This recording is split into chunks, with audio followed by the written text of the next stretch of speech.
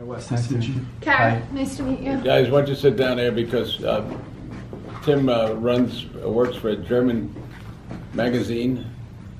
Tell them what you do. So I'm a Wall Street correspondent, and I work for several publications. It's a conglomerate, so they have Axel Springer is behind, actually. Aha. It's Finanzen.net and several magazines and websites. And these are three individuals that are in college. Oh, okay. Not the gymnasium, but in college. And they are here for the summer, so just in case you ask some interesting questions, you will ask interesting questions, and in case you need any feedback, they'll get you the answers, okay? Okay. Let's do it. What makes a great value investor? What are the criteria you would say are necessary, or character? What do you need to be a great value guy? Well, I think one of the elements is patience. Secondly, you do have to understand that when we buy shares of stock, we're buying a piece of a business. So what is the business worth? From my point of view, I had an accounting background and a philosophy minor, but then when I went into graduate school, I had finance, but in particular security analysis. So I was trained in the Graham and Dodd methodology of valuing a security. You gather the data, that is, you look at all the public information. Then we, as a firm, put it together by arraying it. Then we project, then we interpret, and then we communicate. So we call it the GAPIC approach, G-A-P-I-C approach to investing. So we try to find companies. Now back about 70, 80 years ago, you would try to find a company where you had 1 million shares outstanding, selling at $10, but they had cash or receivables of $12. It was basically finding a company below, in the public markets, below the net current value of their assets. That is very hard to do today. The markets have been reasonably culled over. So you then try to find other businesses where you do this work. The second thing that's important, other than patience, is accumulating knowledge of industries over an extended period of time.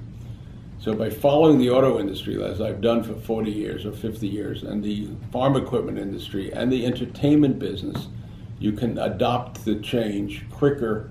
And if the stock market, which we call Mr. Market, comes down as it did on Friday, and today it's because of Brexit, you can see what companies make an interesting opportunity. Are they weak enough? And then how much time do you have to hold? So those are kind of the elements. And today, even if you find something below book value, mostly, even if there's a gap of 20%, it's hard to make that 20% then, right? It's liquidating a company or like wait it out. There is a reason, right? Well, there are elements. So what we call the private market value with a catalyst, because we would like to harvest and narrow the spread between the public price of a security, what you can buy a company at, and what it would sell to a private equity and or a strategic, that is a corporate buyer. So in that framework, we don't necessarily look at book value. We look at what we call what multiple of cash flow minus capital expenditures, EBITDA minus capital expenditures, would someone pay to own the business? How quickly will that EBITDA grow? How is it affected by inflation, deflation? Is it subscription revenues, or is it a transaction revenue? For example, if you're buying sugar and there's a spike in the price of sugar, somebody's going to make a lot of money, but what multiple would you pay for that as opposed to someone that's buying a cable television cash flow? So that we distinguish that between book value and what the value of a business is, and that value can change over time. For example, if you're doing leveraged buyouts, private equity, what multiple can you sell the business at 5 years from now? What kind of return do you want to have on your equity investment? How much debt can you raise to finance it today, and how much debt can you raise when you want to sell it to somebody else who'll do the same thing? So there are a lot of dots, not complicated, but that's what we do. Sure. And you mentioned a patient. You have to be patient. Well, what is your time horizon when you buy today a stock? Well, when you look at the Gabelli portfolios, and we run $40 billion US, all equities, primarily, rough numbers.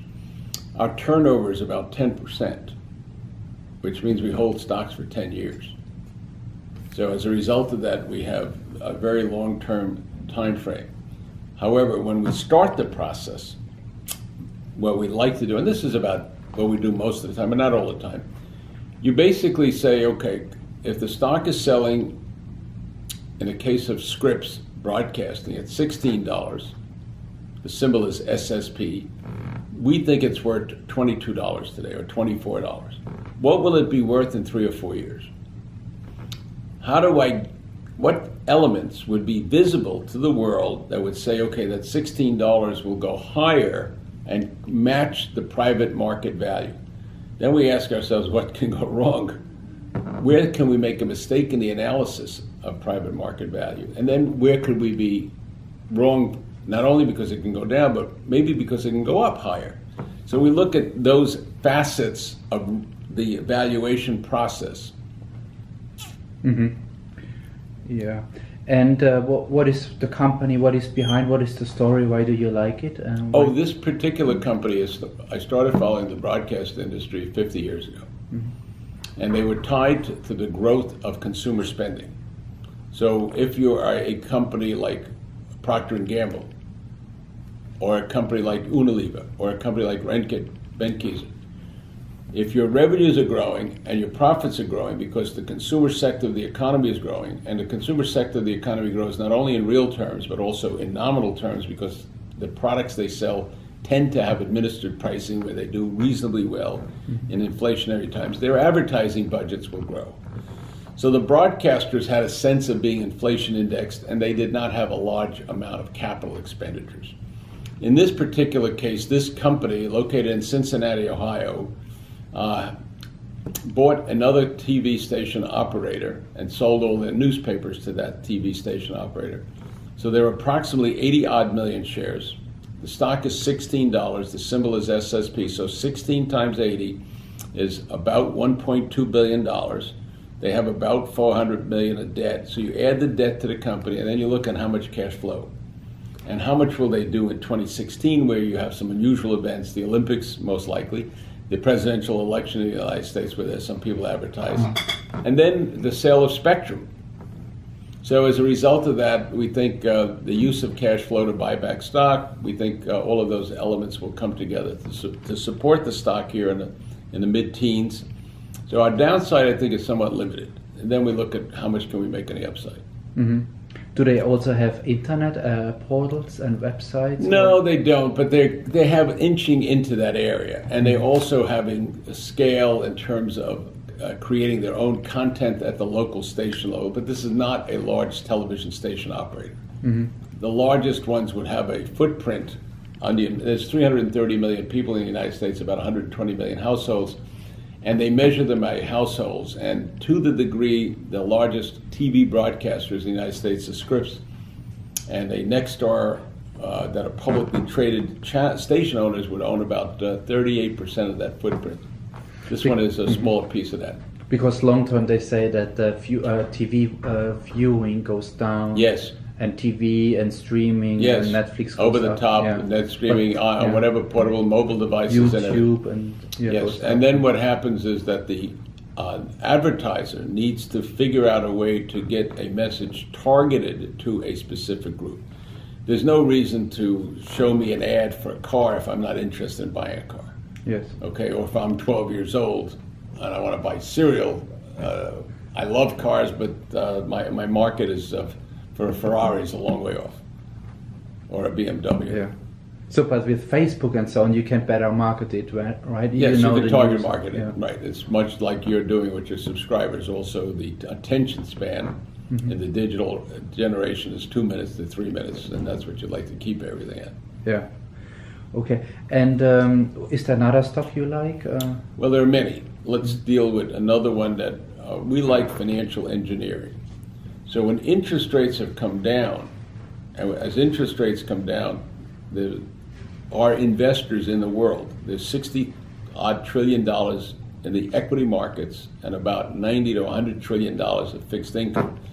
But investors in the United States are at about 30% of that market. they want to get current return. If you're in Germany, you're getting a negative return. If you're in Japan, you're not getting it. You're getting a negative return. So how do we get current return? One of the areas that has worked well for us, and we've been in it for 15 years, is the utility industry. But we don't want utilities because they pay a nice dividend that's growing. We want them because there's a consolidation going on in the industry. Just in the year 2016, about 7 or 8 companies have been taken over. So one of the companies that we like is located in the southwestern part of the United States called Public New Mexico. It is a company that operates in the utility area, but is positioned to merge with the El Paso Electric and or another company in that area, so the 3 of them we think will combine. And there's been about 7 or 8 utility companies. So we got a nice dividend that's growing, well-managed company, geographically good part of the world, and so that's an example. And the ticker symbol is? PNM. Peter, Nancy, Mario. Okay. And but those stocks, they grow slowly. You Yes. can see. Do you say the phrase that you can watch the grass growing like very slowly, but it's very stable then too? It's like right? turtles racing. Yeah. But to the degree that they are tied with interest rates. So if interest rates go up, so the question is, what do you want to own if inflation goes up? You do not necessarily want to own utilities. And the reason for that is that the utilities have a rate of return that's regulated. And so when inflation picks up, the regulators are unlikely to increase your allowable rate of return. So if you can make 10% a year and inflation's 2%, that's 8% real, this is good. If inflation is going to go from 2% to 8% and the stock is priced as though it was only going to stay at 2%, that is not good. So those are the elements that one has to weigh them. Now in the distribution of things, the distributor, if they can grow real unit volume at 2% and have 2% nominal inflation, that's 4%, assuming they don't gain share and everything else is constant. But their SG&A expenses can grow at 3 or 4%, so they don't have any leverage. Even though they maintain gross margin, there's not that much leverage on the SG&A. But if inflation picks up and inflation goes from 2 to 3%, the revenue stream grows by 5. If margins are constant, the gross margin grows by 5, but if SG&A only grows 3 or 4 because they have good controls, then what happens is that they have leverage and operating profit. So we look at companies that can benefit from an increase in inflation. One of those sectors in the United States is parts for cars, replacement parts. If you look at the world, there's 1 billion cars on the road in the world. If you look at production in the year 2016, it's about 100 million. The United States is about 16 to 17 million of the production. Japan is only about 7 or 8. Europe is about 18. China is about 23, and so on. And there's 300 and 250 million cars in the United States, and they need parts, and they're getting older. So that companies like Genuine Parts, the symbol is GPC, located in Atlanta, Georgia. There are 150 million shares. The stock is selling at approximately $95. They've raised the dividend every year for the last 50 years. They would be a prime beneficiary. Earnings this year are about $460, and they can grow over the next several years. I'm going to get some water. Would you like anything? Let's take a break. All right, and I gave you some other names that are there, but I don't have it in front of me. And the PE ratio of GPC? Genuine Parts, unfortunately, is about 20 times. That's okay with you then? It's not on the cheap side, okay, but it is basically a company that has an advantage. It's not going to be taken over, and the advantage that in terms of the company is that they have made acquisitions in New Zealand and Australia, and the currencies in those markets have dropped sharply, in part because of the Chinese export dynamic. The second part is they have the similar type of dynamics in Canada. So that will hopefully stabilize and allow the earnings to grow at a faster rate because they've acted as a headwind. The second part is that in addition to automotive, they do about 15 billion of revenues. They do about 10 billion of that as automotive. But they do about several $1 billion where they sell parts for industrial equipment.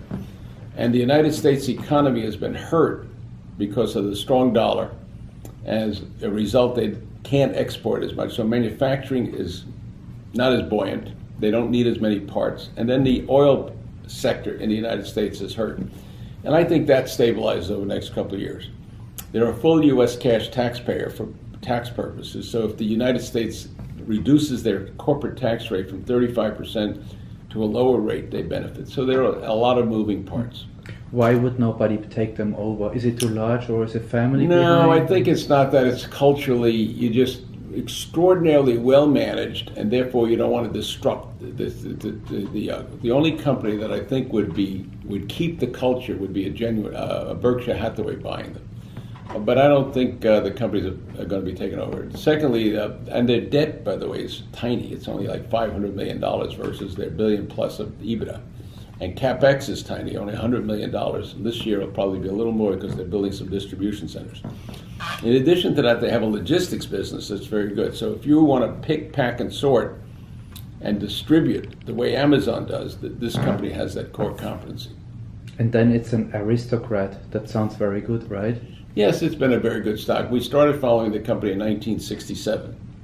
So I've been covering it for almost 50 years, and I visit them religiously by going to Atlanta, Georgia, and seeing the management.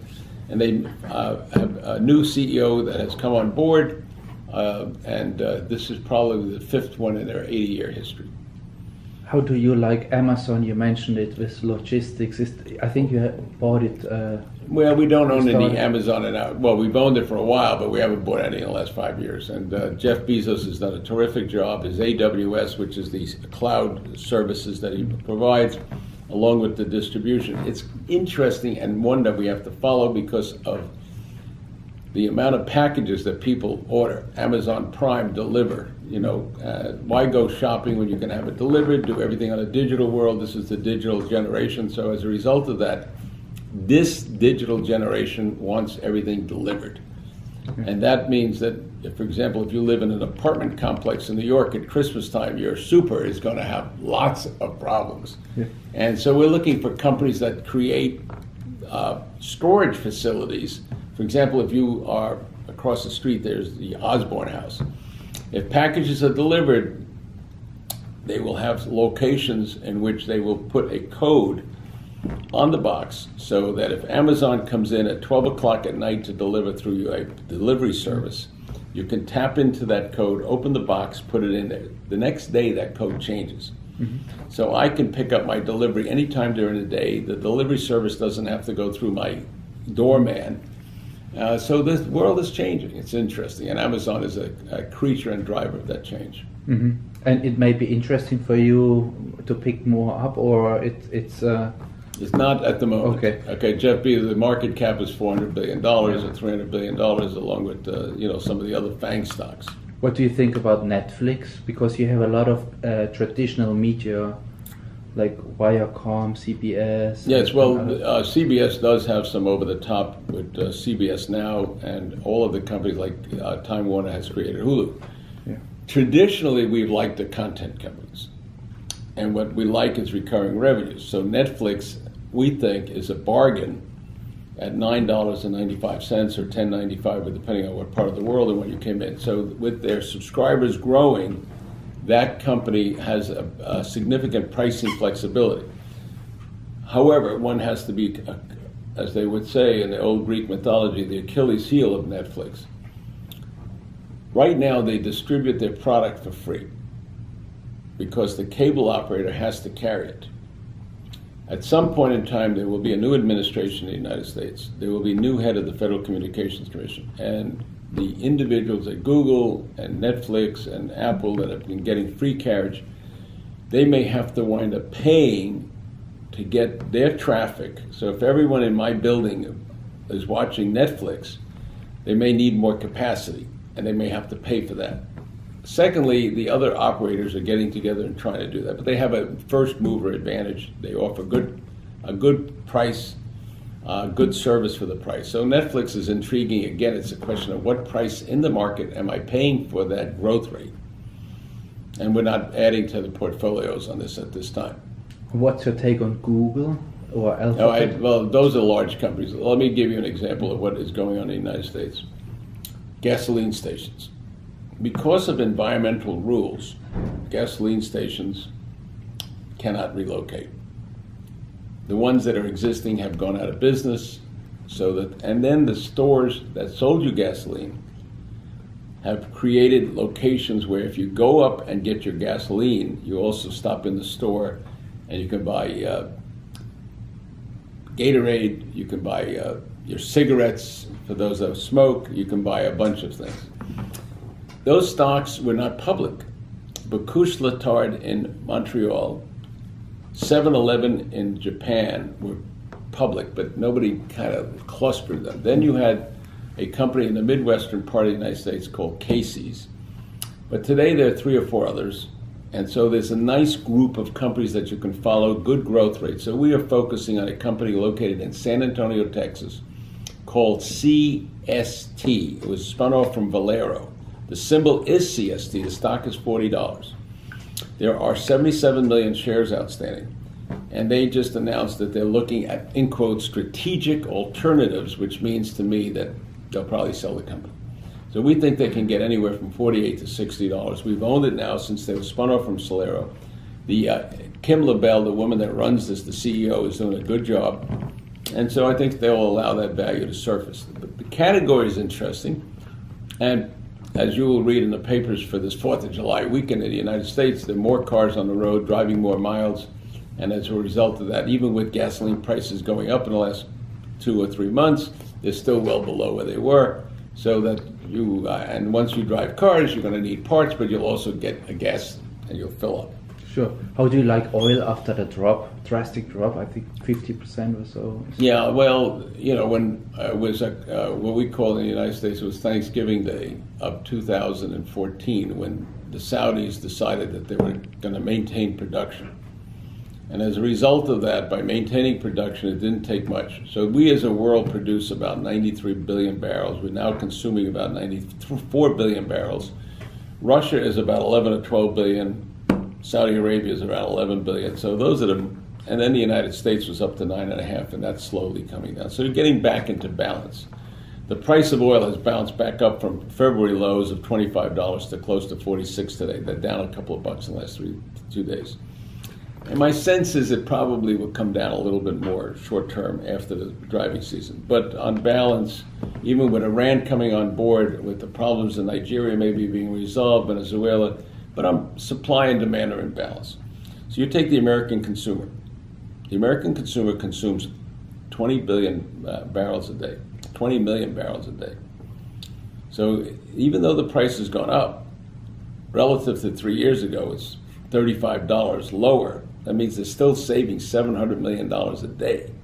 And that money is going to be spent. So what we're doing is looking at where can you make money, where your cash lifting cost is, and that would be in the United States, in the areas around Texas and the Permian Basin. Those companies, one of them is Simba.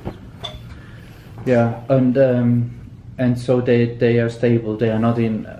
A lot of companies get in trouble, right? They may not survive in the industry. Well, that's already been going on. You do have a consolidation as a result of either financial challenges or basically concerns over leverage. Now, a couple of years ago, we were buying a company that was bought by General Electric. We did not expect them, Lufkin. We did not expect Schlumberger to go out and buy Cameron. Okay, the stock was at 60. We started buying it at 55, 52, 46, 40, and then we were waiting a little longer. They came in and paid in the mid-60s for the stock.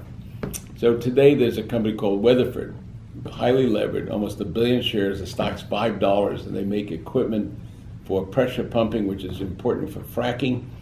They make equipment with regards to artificial lift, where you have to go in and help the product and the well completion. And so there are a lot of wells that have been drilled in the United States, but that have not been completed. So they get the benefit when oil prices stabilize and go up. So there is a lot of opportunity in that area. And in addition to that, where our core competency as a firm are, if you see anything on a device, whether it's your mobile, television, a PC, or a tablet, we follow it. Whatever the content, whatever the form of distribution. Second, so cable companies around the world. We think there's going to be a consolidation again in Latin America of the cable operators. We had a big position in cable and wireless when it was taken over by Dr. John Malone of Denver. They own some assets in Germany and so on. Vodafone with some short-term issues with regards to the pound because they're in the UK and a translation of earnings, but we think that one is kind of intriguing to us. There's a company controlled by a family out of Stockholm called the Kinnevik. The family is called Steinbeck. Christina Steinbeck's grandfather started it, she runs it. They own a company called Millicom, M-I-L-L-I-C-O-M. Millicom has assets, 100 million shares. The stock today is $53. They have assets in Africa, which they're selling except for Tanzania. They get their price. They will be left with assets in Latin America, primarily in Colombia, where there's about 55 million people. And then they're in Guatemala, Nicaragua, Panama. And that is kind of an intriguing area for both cable and television. So they will be consolidated by a company called Liberty Lilac. And that one will be attractive. I think it's worth probably $80 in the next 2 years. In looking at Argentina, aside from the fact they lost to Chile yesterday in soccer, who is Germany playing, by the way? I don't know. Come on, you've got to know the Euro. Come on, you guys know? Euro 2016? Come on, Belgium is, okay, you guys don't know. So so that's an interesting because of Mauricio Macri is turning around Argentina. If you can turn around Brazil the same way you did, eventually Venezuela will turn around, Colombia is going to do better, and you go up in Panama and across that. And that independent of what's going on in China. The other area is that if you drink something, we follow it. Water, beer, soda. Okay, so I was in Milan not too long ago visiting a company called Campari. Campari was brought to my attention because we were doing and own all of the companies that make American bourbon. We felt that that was a good business. They bought a bourbon company about 10 years ago, and the stock is selling at about €9, and we own 9 million shares of it. So it's we're large holders of this company. And they are in the process of buying Grand Marnier. We also like Pernod, which is based in Paris, Diageo in London. Now the stocks, each one has a little challenge, in part because of China, in part because of the currency. But if you can make something in Europe, pay in local euros, and sell in dollars, you're doing well today. If you make something in England or Scotland, like Scotch, okay, and you make it with local expenses and you get all dollars, that's interesting, and particularly if the stocks go down. So the SAB Miller, the Heineken Merger, Heineken is a beer company, the Ambev, companies that we like. And as a result, we go around the world and look at bottling companies, and there are always changes in taste. One of them in the United States is called National Beverage, located in Boca Raton, Florida. They sell a product called LaCroix, which is apparently a product that the millennials like, all natural ingredients. It's very attractive. And is there something in Great Britain after the drop? Yes, a lot. But one of them that is right now on our radar screen is a company called Bba Aviation, located in the Mayfair district. And Bba Aviation operates the private jet locations called Signature. And they bought another group called Landmark. The stock is selling at £2. 90% of their earnings are outside the UK, so they get the reverse benefit of translation. They don't make anything in the UK, but their operations in the United States are worth more. So since the stock trades in pounds, and since the currency, as the stock has gone down with the market, I'm buying it cheaper in pounds because the pound today is 131 while we're talking, but their earnings are going to be worth more. So those are the kinds of opportunities. It was like Remy Martin in Paris, where you buy cognac and you sell it around the world in local currency. Yeah. What is your take on mining, like gold and silver is going up? Well, we have a well-run gold fund. I don't run it. The guy that's running it is a Brit. He was a barrister, one of those legal guys that had the wig and the robe, and he sold both of those, and he's basically been with us for about 20 years. Okay. He's up close to 100% this year. Mm-hmm. But it's very volatile returns, and the gold at 1320 to me is a lot better store of value for some people that are worried about economic and global turbulence. A lot better than Bitcoin. It's going to be very hard to go through the border with Bitcoins. Yeah. And some personal questions. So you built up that business by yourself, right? So how did you grow up? Was your family in finance, or how did you get in touch with finance? And because I basically started caddying. Okay. Okay, so I made $2 per bag per loop. So if I had doubles, which means 2 bags, you make $4. And the advantage was that you can stay later, because there was no rules against somebody 13 years old. So I would stay later, and the specialist from the New York Stock Exchange would come up and play golf. So I got started buying stocks at 13. And so it was an interesting way. And so I like the competitiveness, I like the global marketplace, I like everything. But we did not buy companies in Europe. We followed the industry until the Berlin Wall came down in November of 1989. Then we went global. Mm-hmm. Once the Berlin Wall went down, we said, okay, we can no longer just isolate ourselves to American companies. We all understood the connection on a global basis, but we didn't invest that way. Mm-hmm. Okay, Tiananmen Square occurred in July or June of 1989. I might have got the wrong year, 1989, yeah. Berlin Wall was 1989. It's amazing how long it is. And what is with Volkswagen? Do you look at that situation after the scandal? Yes, we bought some. You bought some? What is your take? How long does it take such a crisis with image and fines and to go through? I think the notion of correcting, in the United States, you cannot sell a car with a defect. To the degree it is an environmental defect as opposed to safety defect, you will be dealing with certain issues. They're working their way through that. I think they'll come out of it. Whether it's 2 years or 3 years, I don't know.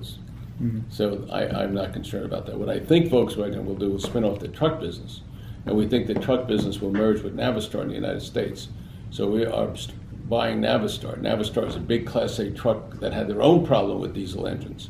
They had a diesel engine that was supposed to do X. It did not do it. They did not have a backup. And that's a problem. Mm-hmm. So Volkswagen to us is very attractive. What we did is we made money by buying parts suppliers. So for example, if you drive a BMW, you'll see the red calipers on the front. Those are made by a company in Italy called Brembo. We've made 5 times our money by owning Brembo because we follow the car companies.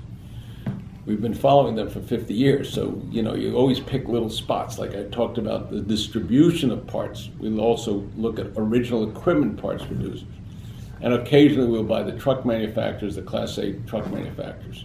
And when you're like a mid-sized company, how far do you go? Do you build up like 5%, 10%? Or where would you say you would stop buying when you own? The ideal world for us is our clients. We have 2,000 separately managed customized accounts.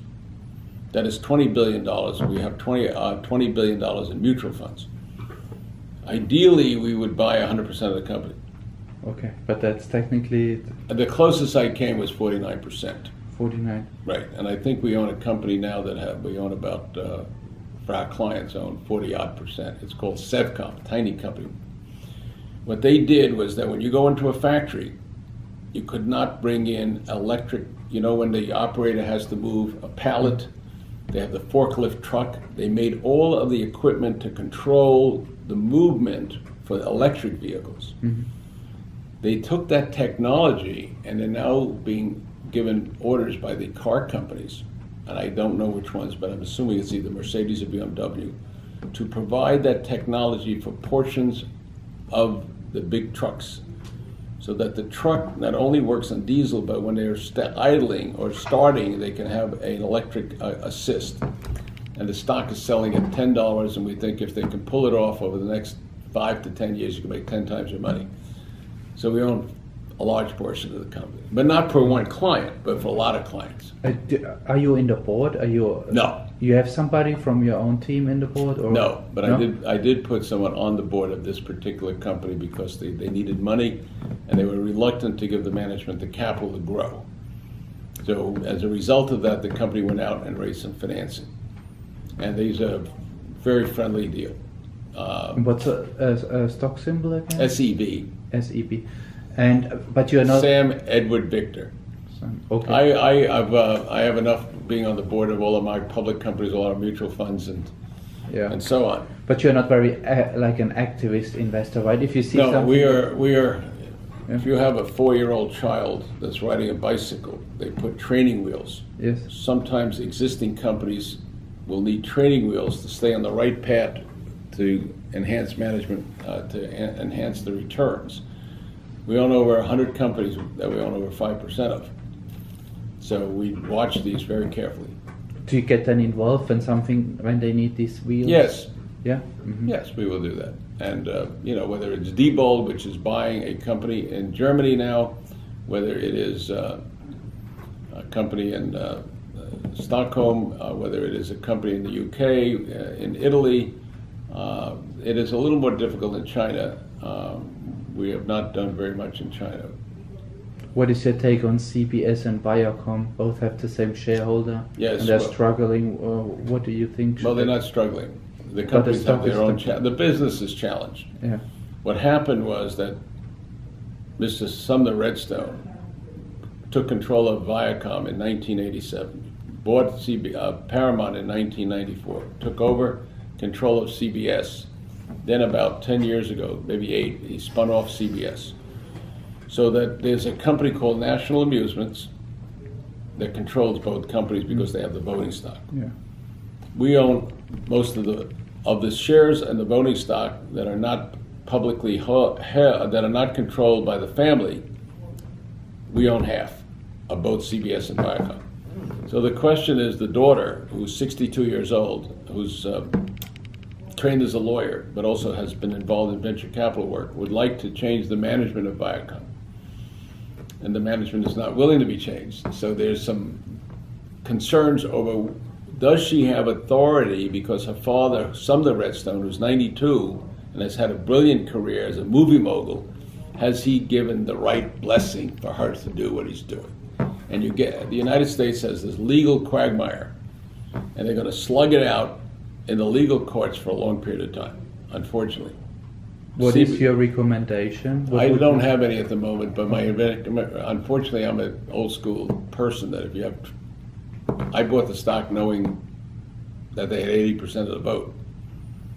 So either you change the structure, where if you drop below 10% of the economics, you can't control with 5% of the, 10% of the economics can't control the company.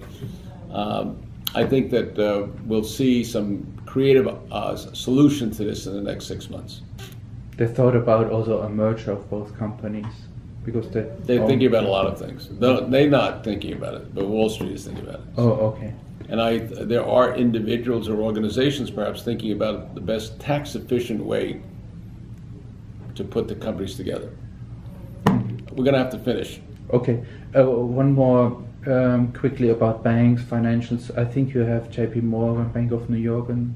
Well, we like the trust banks because they are getting a piece of the revenues. So Bank of New York is particularly interesting. Stock's $35. A group of activists, Nelson Peltz and Treon, have taken a position in it. So we think over the next 2 or 3 years that'll be a very attractive. The short-term issue is obviously what happened with Britain, is that interest rates are not going to go up.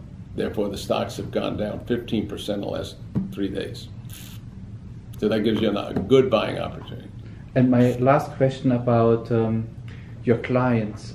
So in a crisis, how do you deal with it? Because it's very often it's a problem psychologically, right? People get anxious and nervous. Yes, of course. How do you? They need sometimes help, right? Well, we started in 1977. So as a result of that, we've had the challenge of 1980, 1983, 1987 was particularly uninspiring, with the market drop from 2,700 in one day to 1,700. That was a Monday. Then the following Monday was just as bad. So we send out letters to clients. We call them. Our business is two parts: judgment and service. And we are very good. Our clients know that. So that's why I was in the city today for a meeting. An institutional client that wants to give us more money, but he also has, let's say, X dollars with us today. They say, we're in town, we would like to see you, we're coming in from the West Coast, or we come up to your Connecticut office. So I would go there, and I would see clients in Milan, I would see them in London, I would see them in Florida. The ones I have trouble with are the ones in Asia.